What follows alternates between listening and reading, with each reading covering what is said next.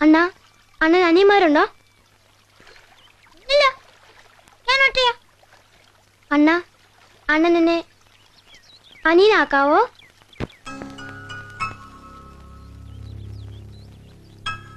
ആക്കാവോ അണ്ണാ?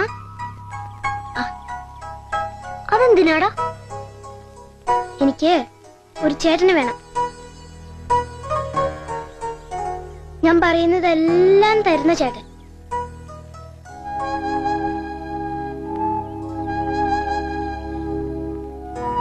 സമ്മതിച്ചോ? ചേട്ടനാക്കാവോ? ശരിക്കും ചേട്ടനാക്കാവോ?